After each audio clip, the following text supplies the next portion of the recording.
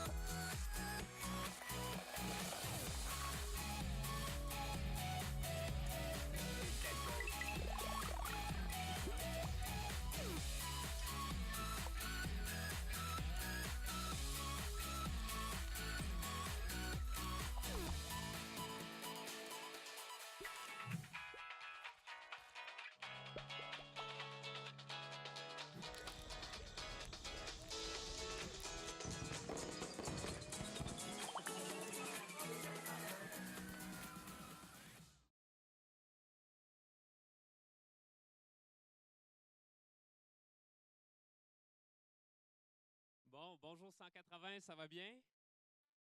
Oui, on a des effectifs réduits aujourd'hui. On a un peu moins de monde que d'habitude, mais c'est pas grave. On a quand même des choses très importantes à se dire. Et puis, je veux profiter de l'occasion, tandis que je suis ici, pour souhaiter la bienvenue. Là, si c'est la première fois que vous venez ici ou que vous assistez là, en direct ou à retardement sur ce qui se dit aujourd'hui, vous êtes vraiment les bienvenus de venir nous visiter, de revenir ici sur place. Ça nous fait plaisir de vous accueillir.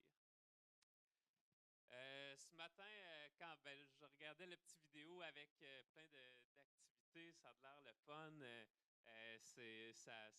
ça va vite, c'est une action après l'autre. Et puis, à quelque part, ça rejoint quelque chose qu'on souhaite tous pour nous. On souhaite tous avoir une vie épanouie, bien remplie, qu'on peut profiter des choses de chaque moment, puis apprécier les bonnes choses de la vie. Et puis, le problème, c'est que souvent, on dirait qu'on a un obstacle majeur qui revient, et puis ça s'appelle le travail. Est-ce que vous trouvez ça? Là, j'entends des oui, j'entends des personnes qui rient comme si c'est un peu.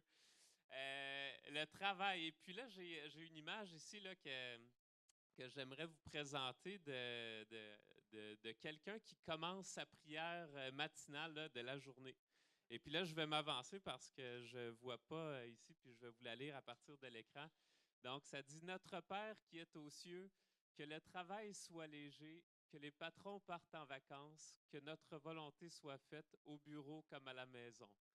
Donne-nous aujourd'hui un jour de congé, une semaine de récupération et un mois de réflexion. Là, celle-là n'est pas pire. Pardonne-nous nos absences, comme nous pardonnons aussi à ceux qui nous font travailler.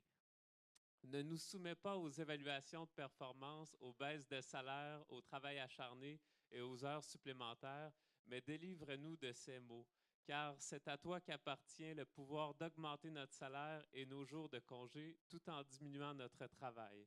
Amen. Donc, ça, en fait, c'est un peu cocasse, là, évidemment. C'est une caricature, mais quand on parle de caricature, ce qui est encore plus drôle dans les caricatures, c'est qu'à quelque part, il y a un fond de vérité là-dedans.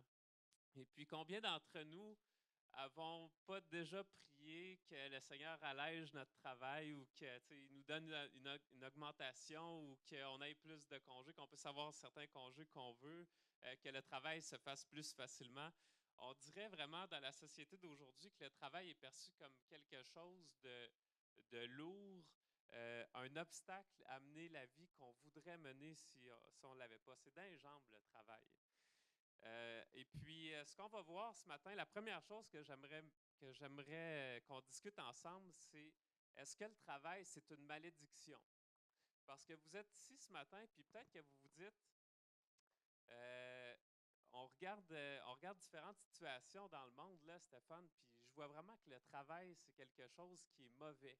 Tu sais, on parle de personnes, je sais pas moi, au Bangladesh, Pakistan, des enfants qui travaillent, ils font du 80-90 heures semaine, sont exploités. Puis tu sais, on parle de là-bas, mais même ici, des gens qui, je sais pas, des mères monoparentales, ils travaillent, ils ont 2 emplois, ils sont aux études en même temps, ils ont des situations vraiment difficiles.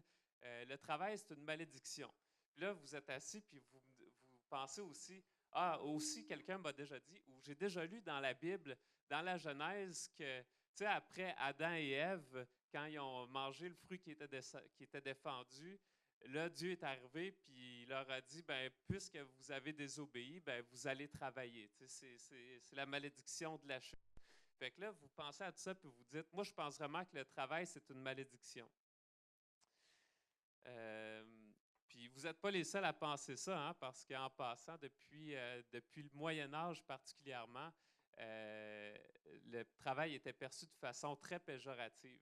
Et puis, savez-vous, même pour votre information personnelle, pour les plus intellectuels, là, que le mot travail, ça vient du même mot en latin que tourmenter.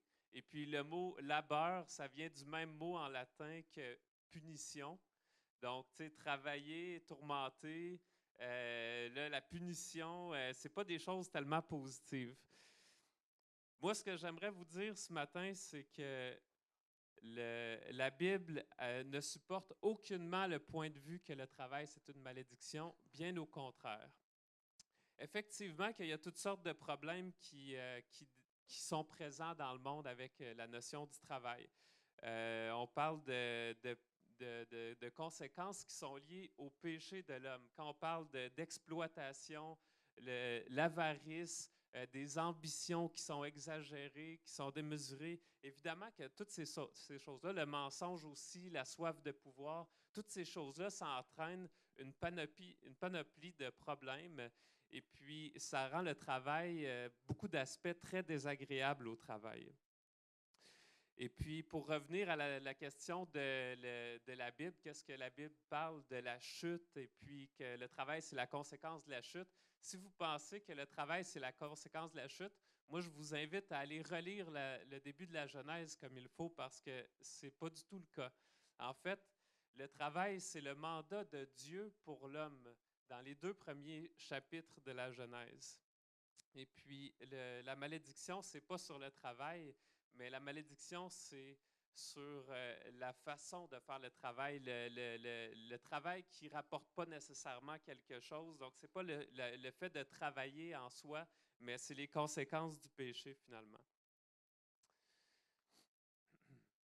Savez-vous aussi encore, juste avant d'aller là-dessus, j'aimerais ça vous lire une phrase que quelqu'un a dit. La conception optimiste et épanouissante du travail traverse toute la Bible. Si parfois le travail y est décrit comme une tâche pénible, c'est à cause de la désobéissance de l'être humain au commandement divin. Les rapports humains sont alors envenimés par l'arbitraire ou la notion de corruption, l'injustice, l'exploitation, le mensonge et l'ambition démesurée. Alors, je trouve que c'est vraiment très bien dit. Savez-vous aussi que, pour votre information, là, ceux qui disent hey, j'espère qu'un jour j'aurai plus besoin de travailler, savez-vous que même au ciel, il va y avoir du travail? Saviez-vous ça? Parce que si vous donc, les rachetés, ceux qui ont placé leur foi en Dieu, ils vont servir Dieu pour l'éternité. Et puis c'est clairement écrit noir sur blanc à quelques reprises dans l'Apocalypse. Alors si vous pensez là qu'on on joue un travail repu puis on va être bien, eh bien, mauvaise nouvelle pour vous, c'est pas la notion du travail qui n'existera plus. J'aimerais ça présenter le travail ce matin, non pas comme une malédiction, mais au contraire, un honneur. C'est un honneur de pouvoir travailler. Et puis, on va voir quelques raisons pourquoi je mentionne ça. Bien, la première chose qu'il faut dire, en fait, c'est que le travail, c'est un commandement. Hein? On retrouve dans les 10 commandements que Moïse a laissés celui de travail. Il y en a un qui s'est écrit tu travailleras 6 jours pour faire tout ce que tu as à faire. Mais le 7e jour est le jour du repos consacré à l'Éternel, ton Dieu. Et puis là, souvent, on dit, ah, ben le commandement, c'est qu'il faut se reposer. Ben oui, effectivement, il y a la notion de repos que Dieu nous commande, nous ordonne de faire, parce que c'est pour notre bien. Mais avant d'arriver au repos, avant d'arriver au jour de repos, il parle de 6 jours de travail avant. Tu travailleras 6 jours. C'est un commandement, ça. Et puis, la raison pour laquelle je pense que c'est un honneur, c'est parce que si on lisait tout le passage, on verrait que comme Dieu a créé le monde en 6 jours et qu'il s'est reposé le 7e, ben, l'être humain aussi doit travailler 6 jours et se reposer un 7e jour. Alors, la notion que l'homme travaille parce qu'il est à l'image de Dieu, il fait comme Dieu, c'est ça que je veux qu'on regarde ce matin. Quand on regarde partout à travers la Bible, Dieu est constamment au travail. Dieu, Jésus sont constamment en train de faire quelque chose, en train d'œuvrer. Leur œuvre est sans arrêt. Il n'y a pas un moment dans l'histoire où tout à coup Dieu il arrête de faire avancer son œuvre. On regarde ça ici, puis j'étais surpris de juste constater la façon que Jésus parle de lui et du Père. Qui se présentent constamment comme des gens qui travaillent. Exemple, là peut-être je vous ai un peu perdu. Jésus, il se compare à un berger qui va chercher ses brebis, qui donne sa vie pour ses brebis. Mais un berger, c'est un travail, c'est tout un travail être un berger. Il se compare à un vigneron qui plante des vignes, qui les fait entretenir. Il y a beaucoup de travail, la notion d'investissement, de travailler pour que quelque chose rapporte. Il se compare à un semeur qui sort semer la semence, qu'il fasse beau, qu'il fasse froid, qu'il vente ou pas, ou qu'il pleuve. Il se compare à un moissonneur, il se compare à un pêcheur, il se compare à un marchand, même à une femme de ménage à un moment donné qui cherche activement qu'est-ce qui lui appartient. Il y a plein de choses là, que je pourrais décrire où on voit Dieu, Jésus comparé à une personne qui travaille. Puis le comble de tout ça, comme je vous ai mentionné, c'est qu'il a créé le monde en 6 jours et puis c'est de là que la comparaison avec l'homme qui doit travailler 6 jours est venue. Dieu a dit, faisons l'homme à notre image, à notre ressemblance. Et c'est quelque chose quand on pense à ça, que l'homme puisse bâtir des choses, qu'il puisse entreprendre des projets, qu'il puisse avoir des plans. Tu sais, quand on regarde juste au niveau de l'architecture, qu'est-ce que l'homme fait, c'est incroyable. Il y a plein d'attractions touristiques que ce n'est pas des paysages, mais c'est de l'architecture, littéralement, pour dire à quel point l'homme est capable de créer des belles choses. Et puis, c'est certainement parce que l'homme est à l'image de Dieu qui est capable de faire des choses comme ça. Il y a des capacités qu'il est capable de mettre en œuvre pour certains projets. Il est capable de mettre sa créativité à l'œuvre. Il est capable de planifier, d'organiser, de raisonner. Il est capable de faire des choses qui le distinguent de tous les autres, de tous les animaux qui existent. Et bien qu'il y a des animaux qui font des choses spectaculaires, mais qui n'arrivent pas à l'achever de ce que l'homme est capable de faire. C'est intéressant quand on lit la Genèse, toujours pour revenir au récit de la création, à différents niveaux, on voit que l'homme est vraiment nécessaire, désiré par Dieu pour qu'il puisse faire un travail spécifique. Entre autres, il y a un verset qui dit que bon, Dieu venait de créer le soleil, les astres, la terre, il venait de séparer l'eau et le ciel pour faire les mers. Il avait fait plein de choses, mais il y a un verset spécifique dans Genèse 2 au verset 5 qui dit « Il n'y avait encore aucun arbuste des champs sur la terre et aucune herbe des champs ne poussait encore. » Et puis là, il explique pourquoi. Car l'Éternel Dieu n'avait pas fait pleuvoir sur la terre, donc c'est la première raison. Et une deuxième raison, il n'y avait pas d'homme pour cultiver le sol. C'est quand même intéressant qu'au milieu de toutes les œuvres grandioses que Dieu y fait dans les 6 jours, ce verset-là arrive pour dire, Dieu n'était pas prêt encore à mettre la verdure parce qu'il n'était pas prêt encore à mettre l'homme. Tu sais, il voulait encore laisser passer 1 jour, 2 jours, 3 jours, puis il attendait de rapprocher ces deux éléments-là pour les mettre ensemble. Puis plus loin, c'est écrit, l'Éternel Dieu prit l'homme et le plaça dans le jardin d'Éden pour qu'il le cultive et le garde. Alors là, il y a une mission qui est très claire. L'homme n'avait pas péché encore. C'était la vie parfaite là, dans le jardin d'Éden. Tout était parfait. L'homme était épanoui, au plus épanoui qu'il n'a jamais été, et puis était au plus heureux qu'il n'a jamais été. Et pourtant, il y avait un travail de cultiver la terre et de garder la création. Il était comme le chef de la création placé par Dieu pour en prendre soin, puis développer, construire, bâtir, veiller à ce que la création se porte bien. L'être humain, chers amis, est créé travailleur dans le but de prendre soin de la création et de la créature, des créatures, de tout ce que la création contient. L'homme reçoit sa dignité de ce qu'il est créé à l'image de Dieu et de ce qu'il a été racheté par lui. Sa dignité repose ainsi sur sa capacité de se donner, de se livrer pour la création, de donner sa vie pour les autres, à l'exemple de Jésus-Christ qui est l'homme parfait. Intéressant. Juste pour petite parenthèse sur le jour de repos, parce que je pense quand même qu'il faut en parler.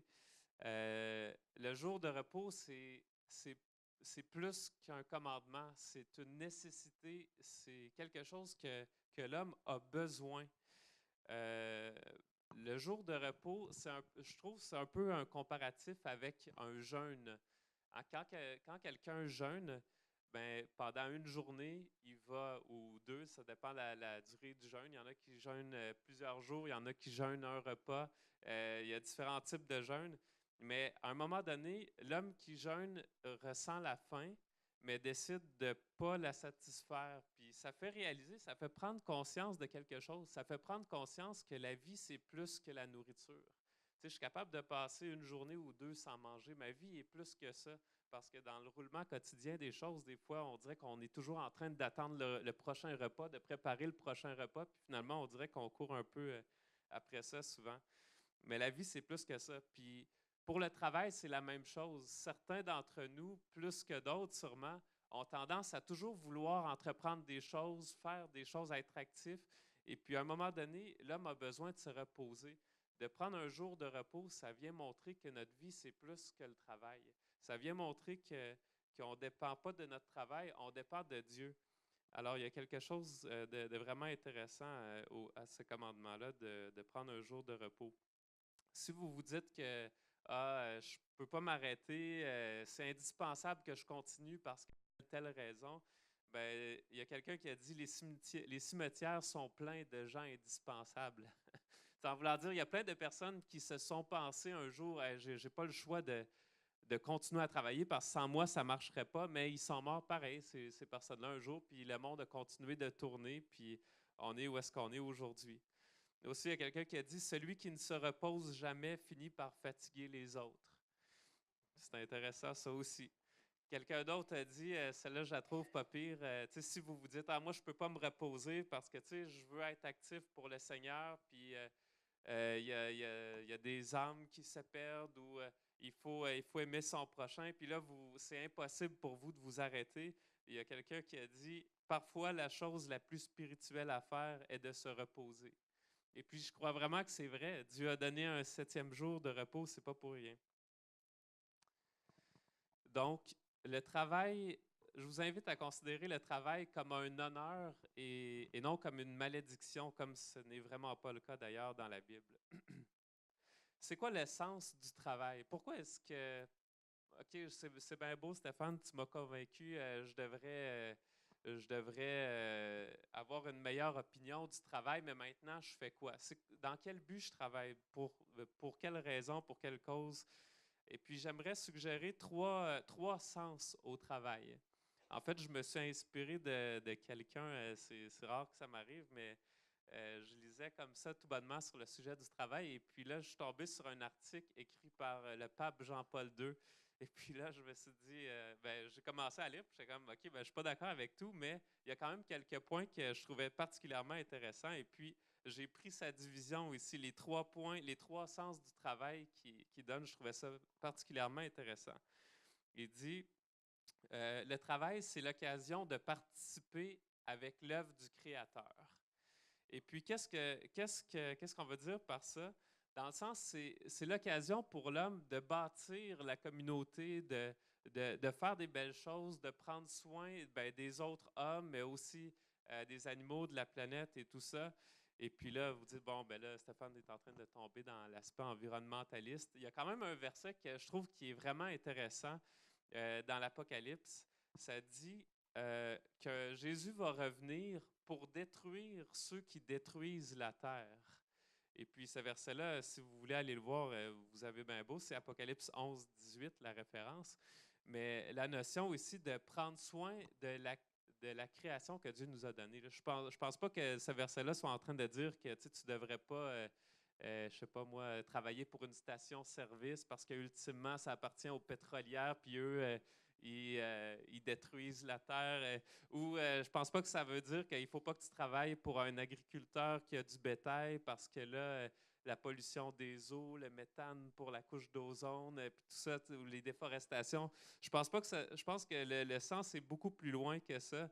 C'est pas ça. C'est l'idée de bâtir la communauté humaine, de bâtir le bien de la création de Dieu, de veiller au bien de la création de Dieu. Voilà, c'est ça que je voulais dire. Et puis, donc, ça, c'est le premier sens du travail, de poursuivre l'œuvre du Créateur.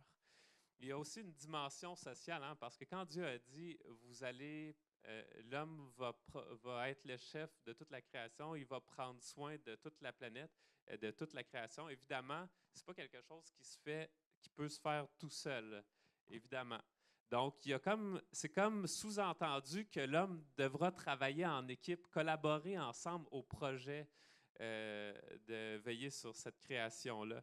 Alors, ça, c'est quelque chose, c'est tout un sens au travail, l'aspect social, les relations de travail. Et puis peut-être que des fois, ça cause beaucoup de problèmes à cause qu'on n'est pas parfait, mais c'est quelque chose qui est voulu par Dieu, certainement. Donc, ça, c'est le premier point, de prendre part à l'œuvre du Créateur, de poursuivre l'œuvre du Créateur. Le deuxième point, c'est de marcher à l'exemple du, du travailleur avec un grand T. Et puis là-dedans, on parle du Seigneur Jésus lui-même. Vous savez que Jésus, il a vécu 33 ans. Hein? C'est quand même pas une longue vie.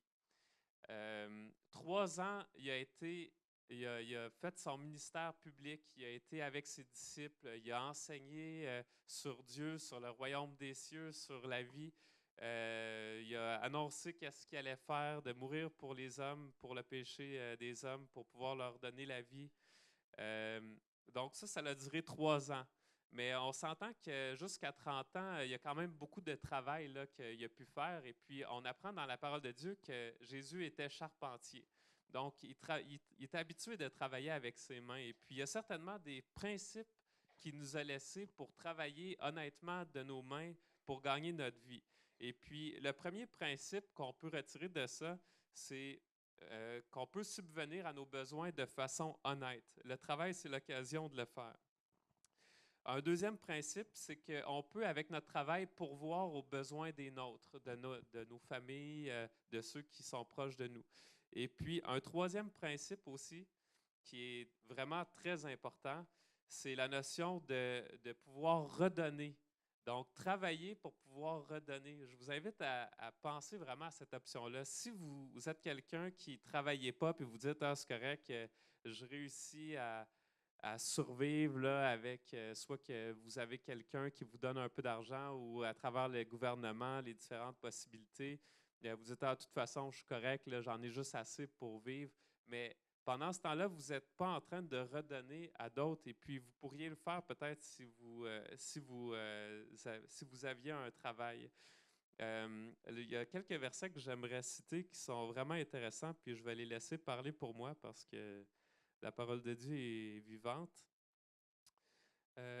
Un verset, entre autres, c'est que celui qui volait cesse de voler, qu'il se donne plutôt la peine de travailler honnêtement de ses mains pour avoir de quoi donner à celui qui est dans le besoin. Alors, clairement ici, que travailler, un des buts de travailler, d'avoir un travail, c'est de pouvoir redonner. On voit aussi un autre verset qui dit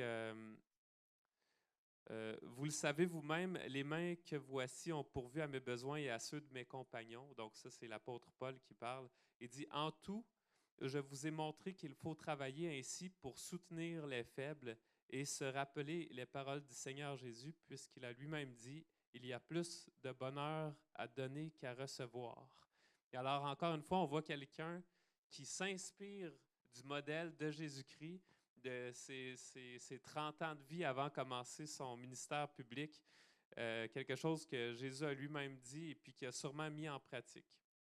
Et puis le livre des Proverbes en parle beaucoup aussi de l'aspect de redonner, de travailler pour donner. Il dit entre autres un verset que j'aime beaucoup, les désirs du paresseux le feront mourir car il refuse de travailler de ses mains. OK? Ça, c'est la première partie du verset. La deuxième partie, tout le long du jour, il est en proie à la convoitise. Donc, en plus de ne pas travailler, ben, il fait juste espérer plein de choses. Ah, j'aimerais ça avoir un char de même, j'aimerais ça pouvoir m'habiller avec ces vêtements-là, j'aimerais ça avoir une maison comme ça. Fait que tout le jour, il est en proie à la convoitise, alors que le juste donne sans retenir. Voyez-vous ici la distinction qui est faite entre le paresseux puis le juste, donc celui qui combat la paresse finalement. Il y en a un qui a envie d'avoir plein de choses et puis l'autre, il donne plein de choses parce qu'il travaille, il gagne sa vie et puis il est capable de pourvoir aux besoins de d'autres personnes en plus. Alors c'est juste un contraste qui est mis ici en perspective.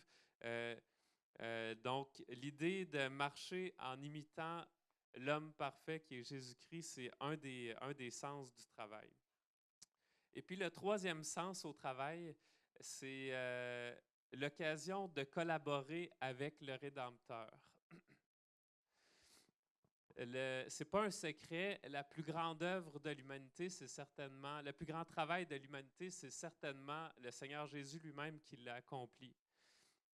Il est venu, Dieu se fait homme qui vit parfaitement sur la terre. Il vit sans péché, ce que ni toi ni moi, on n'aurait jamais pu faire. Et puis cette vie parfaite-là, qui répond aux exigences d'un Dieu qui est parfait, ben, il s'en va à la croix, il meurt, puis de cette façon-là, il y a un échange qui se fait à la croix. Lui, il nous donne sa vie parfaite pour qu'en échange, nous, on lui redonne notre vie de péché. Puis il meurt, le sacrifice y est accepté. Et puis ça, c'est l'œuvre parfaite du Rédempteur. Que pour que je puisse avoir la vie, lui m'a donné sa vie à moi. Puis le chrétien qui pense qui se satisfait d'un verset comme c'est par la grâce que vous êtes sauvés, par le moyen de la foi, ça ne dépend pas de vous, ben, qui se satisfait. C'est une grande vérité, mais le chrétien qui s'arrête là, il passe à côté de quelque chose. Il peut devenir oisif s'il croit à tort que Dieu ne s'attend pas à ce que sa vie transformée porte du fruit. Il y a un verset qui mentionne « Nous avons été créés en Jésus-Christ pour des œuvres bonnes que Dieu a préparées d'avance afin que nous les pratiquions. » Alors, si vous avez donné votre vie à Dieu, si vous êtes ici, vous m'entendez, puis vous avez pris le choix de vivre pour Dieu, ben Dieu il a préparé d'avance des œuvres pour que vous puissiez les pratiquer. Fait que si vous dites « Ah, moi, j'ai pas le temps là, de pratiquer les œuvres de Dieu parce que, exemple, le travail prend tellement de mon temps. Puis, tu sais, c'est vrai que des fois, les jobs peuvent accaparer beaucoup, beaucoup. Mais il y a quand même une vérité qui est mentionnée que Dieu a nécessairement préparé des bonnes œuvres pour vous pour que vous puissiez les faire à un moment donné ou à un autre. Fait que si vous dites, j'ai jamais le temps de vivre pour Dieu, il y a quelque chose qui ne marche pas à quelque part. En passant, si vous pensez que vous n'avez pas le temps en dehors de votre travail de vivre pour Dieu, puis que votre travail est un obstacle à ça, savais-tu que le mot métier en latin, ça vient du même mot que le mot ministère. Ça, c'est vraiment important. En latin, c'est juste un mot, le mot ministerium, que ce soit pour un métier séculier ou un ministère, là, comme, je sais pas, quelqu'un qui est pasteur ou missionnaire ou peu importe. C'est exactement le même mot en latin. Mais pourquoi est-ce qu'on ne considérerait pas notre lieu de travail comme notre ministère que Dieu nous a donné?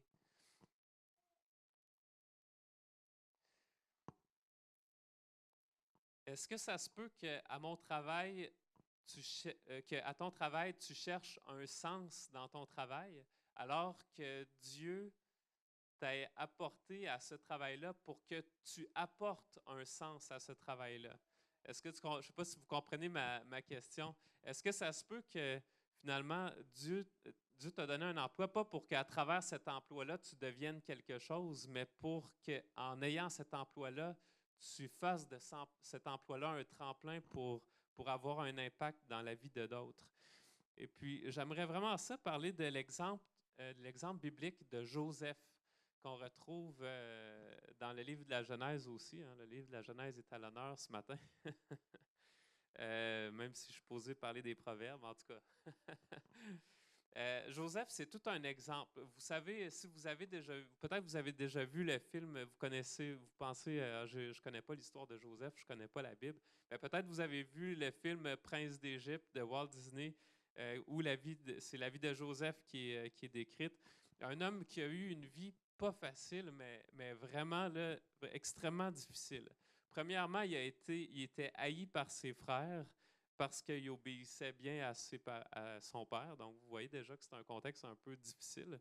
Alors, pour aller jusqu'au bout, là, ses frères l'ont vendu comme esclave. Donc, là, je ne sais pas s'il y a quelqu'un que ça y est déjà arrivé ici. Si oui, pas de chance. Partout où Joseph passe, c'est compliqué. Hein? Il arrive à une place, il travaille bien, pauvre lui. Il se fait faussement accuser d'avoir voulu coucher avec la femme de son maître. Il est faussement condamné, jeté en prison. À un moment donné, il y a comme un espoir. On lit son histoire et on se dit, hey, il va s'en sortir en prison. Il rencontre quelqu'un qui est libéré. Puis juste avant que la personne soit libérée, grâce à Joseph, Joseph lui dit, hey, rappelle-toi de moi hein, quand tu vas comparaître devant Pharaon, là, parce que c'est ça, comme ça, ma cause pourra être entendue. Mais pauvre Joseph, cet homme-là oublie Joseph. Et puis finalement, ce qu'on considérait être son dernier espoir, ça s'envole aussi. Il a une vie vraiment difficile.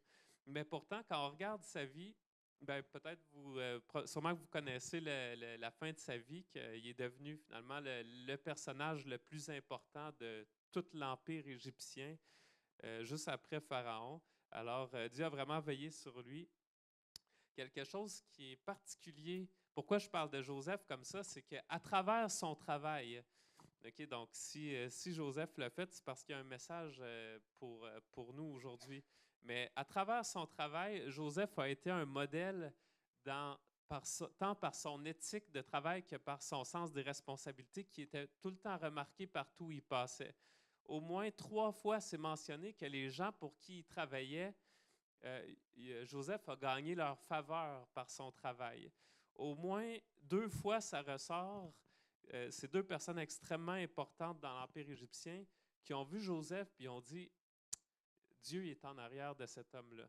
Dieu il est là. Puis, donc, vous voyez qu'à travers simplement sa profession, à travers ses métiers, ce que Joseph faisait honorait Dieu.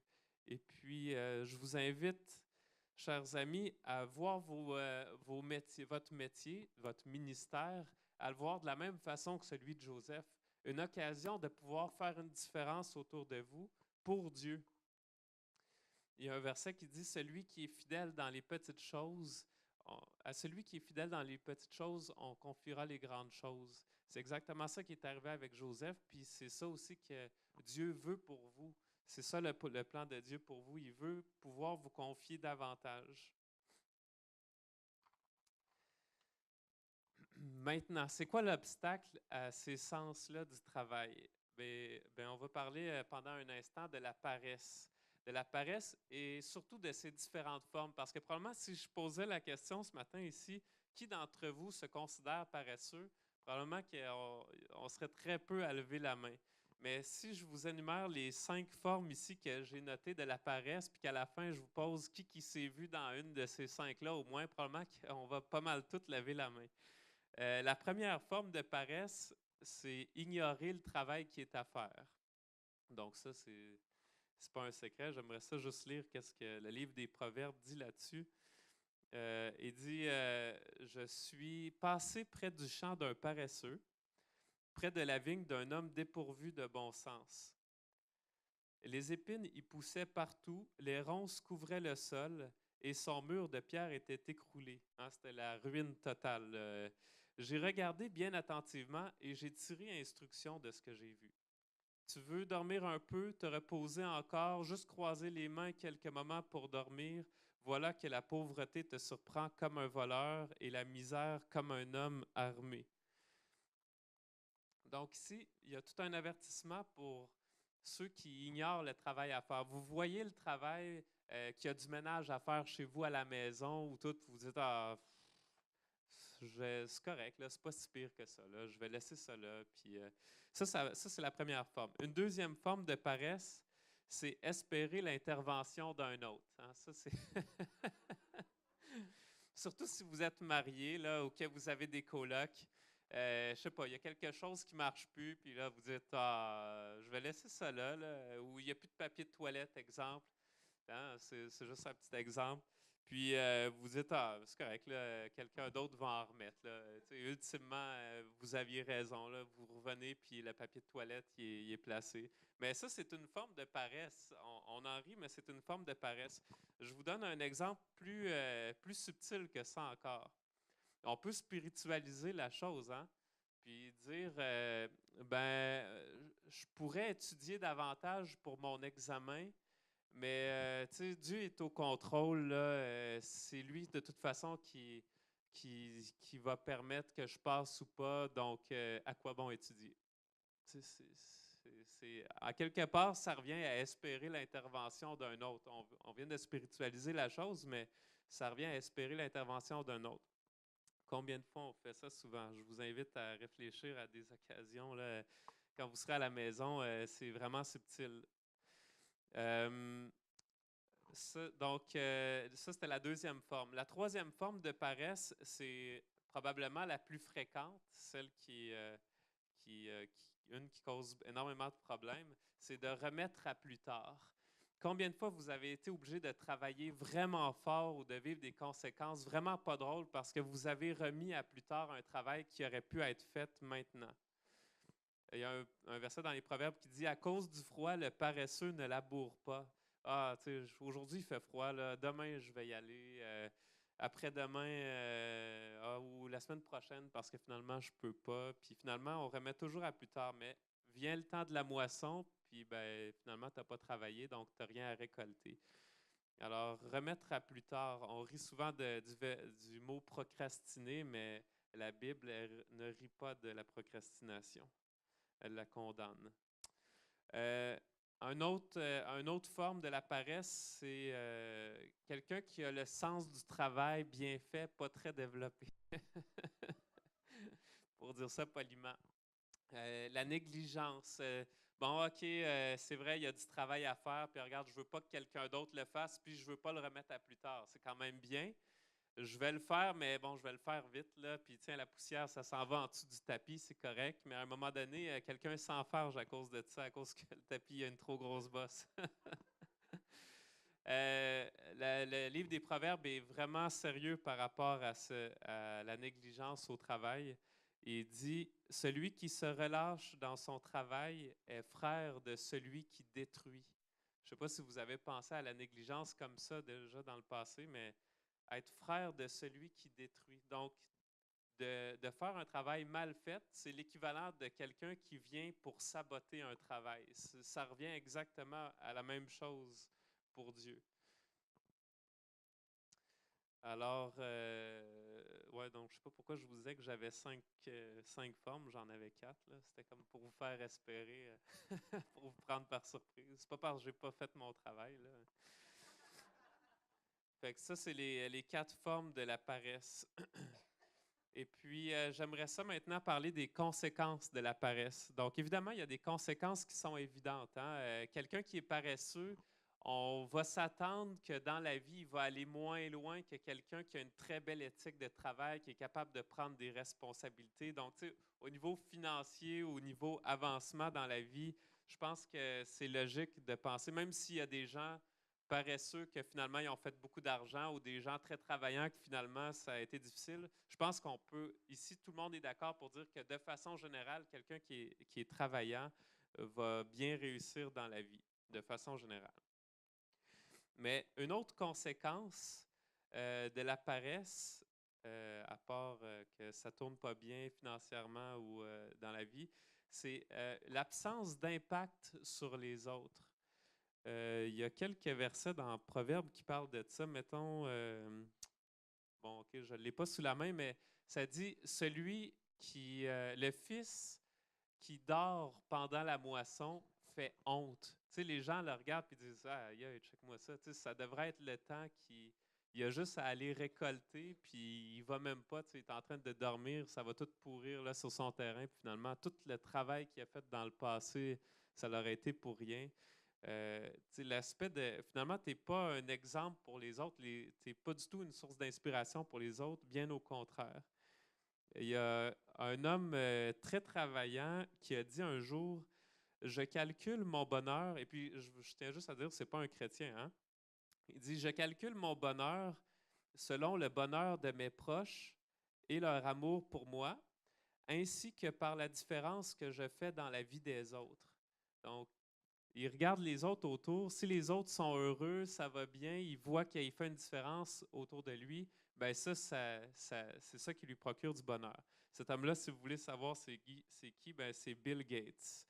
Et puis, même si, en tout cas à ma connaissance, ce n'est pas un chrétien, ben, il y a certainement une sagesse par rapport à la notion du travail et qui la met en pratique.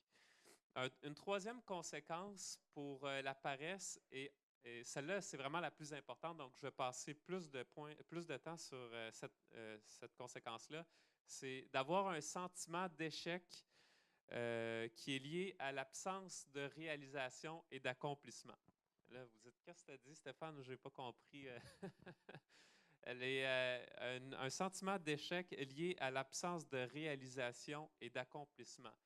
Réaliser des choses, le sentiment d'accomplissement, c'est deux éléments qui sont extrêmement importants, deux sentiments qui sont extrêmement importants pour l'être humain de vivre.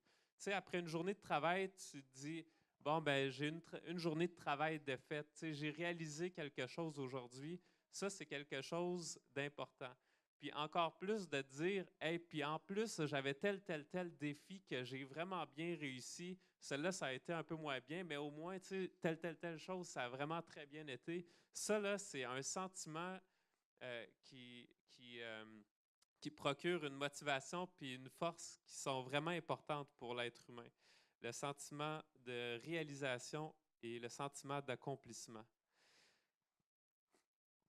Malheureusement, dans notre société aujourd'hui, les temps de loisirs sont grandement idéalisés. Probablement que vous avez souvent vécu ça. Vous êtes au travail, puis vous êtes en train de réfléchir à qu'est-ce que vous allez faire quand vous allez arriver chez vous, qu'est-ce que vous allez faire en fin de semaine. Vous êtes au travail, puis vous dites, ah là, si la fin de la journée peut arriver, là, j'ai telle affaire à soir. Un peu comme si le travail ne faisait pas partie de votre vie. C'est comme un mal que vous subissez pour pouvoir vivre là, en dehors du 8 à 5.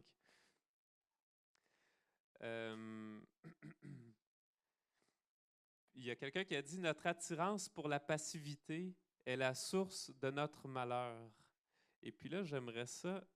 Il y a un livre extrêmement intéressant qui avait été écrit par en tout cas, c'est de la psychologie, là. Mais c'était Mihaly Csikszentmihalyi. En tout cas, c'est un peu compliqué comme nom, mais il a écrit un livre qui a été vraiment un succès parce qu'il y avait plusieurs choses là-dedans qui disaient qui étaient très réelles. Et puis, je vais vous lire quelques éléments qu'il a mentionnés. Il dit « Les gens sont impatients de quitter leur lieu de travail et de retourner à la maison pour mettre à bon usage leur temps libre durement gagné. » Ça, c'est vrai, hein? mais trop souvent sans savoir quoi faire de ce temps libre une fois rendu sur place.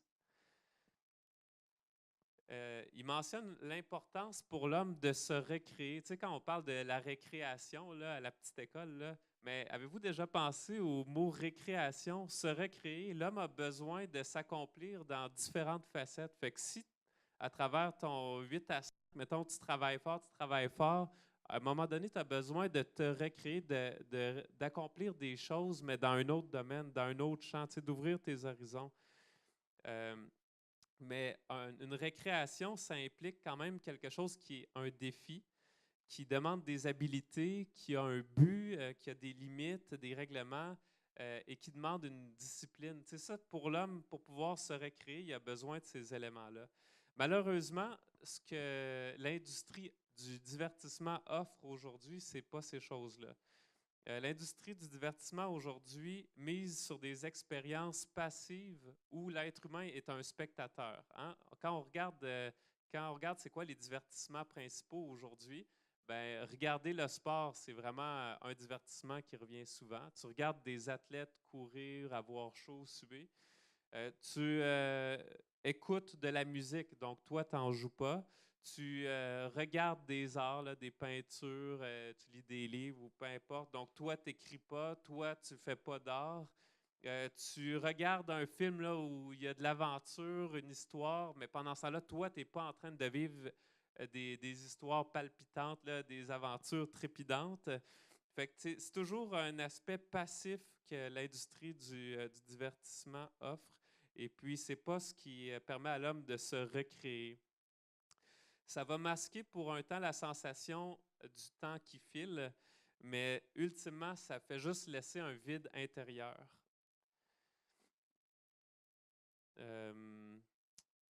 Juste deux citations pour finir avec ce livre-là. Il dit « Les divertissements de masse sont des parasites pour l'esprit humain. Ils absorbent de l'énergie sans redonner de motivation en retour.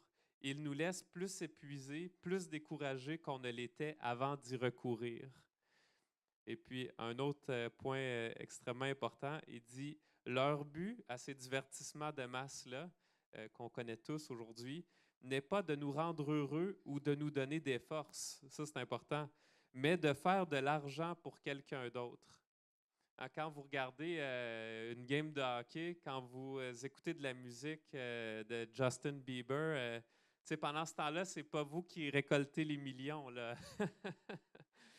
Si on se laisse faire, ces loisirs feront de nous des êtres faibles et apathiques, sans force pour entreprendre quoi que ce soit.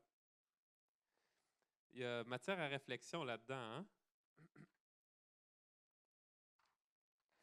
Alors, tout ça pour dire que l'inactivité, c'est la passivité, c'est à la base du malheur de l'être humain. On comprend que le chômage, si vous connaissez des gens qui sont sur le chômage ou que vous avez vous-même expérimenté à être sur le chômage pendant une période de temps, pour ces gens-là, c'est toujours difficile. Il y a toujours ce sentiment d'inutilité sociale qui est éprouvé, puis c'est extrêmement nocif.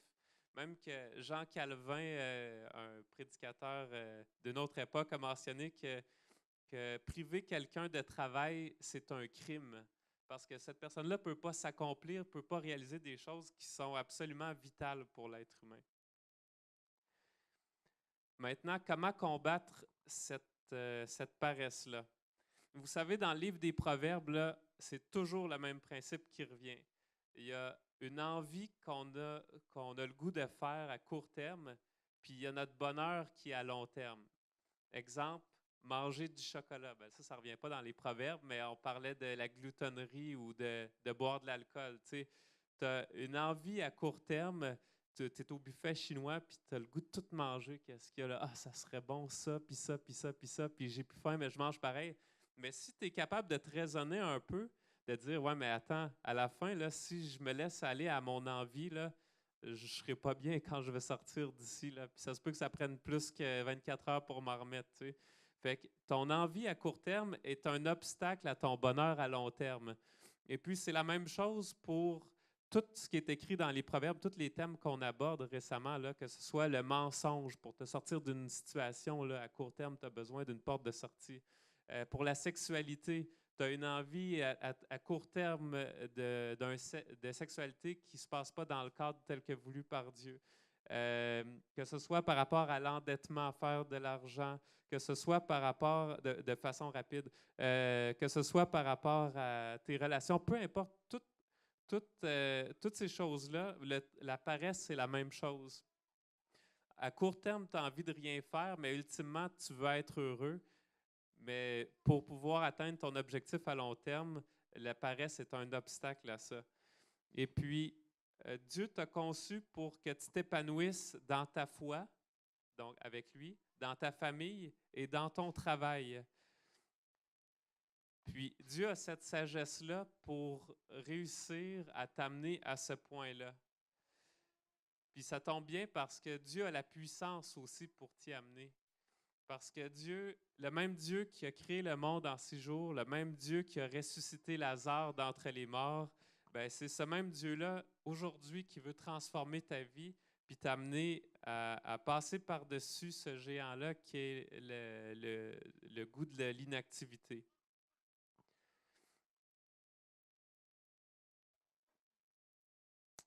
J'aimerais ça inviter l'équipe de musique à venir en avant.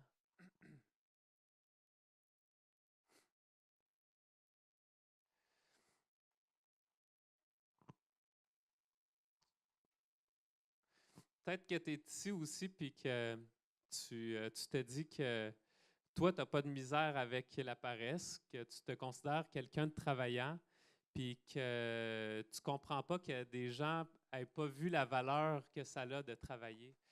J'aimerais juste ça mentionner par rapport à ça que certaines personnes n'ont pas eu le même héritage que toi, tu as vu. Peut-être que toi, tu as vu des personnes extrêmement travaillantes autour de toi réussir, puis que d'autres personnes ont vu des personnes profiter du système, vivre avec beaucoup de laisser-aller, et puis que ça leur a apparu comme une alternative très viable.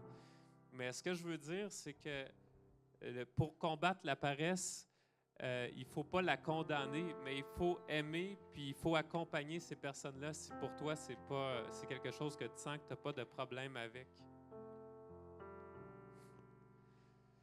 J'aimerais ça laisser avec un verset pour pas mal terminer.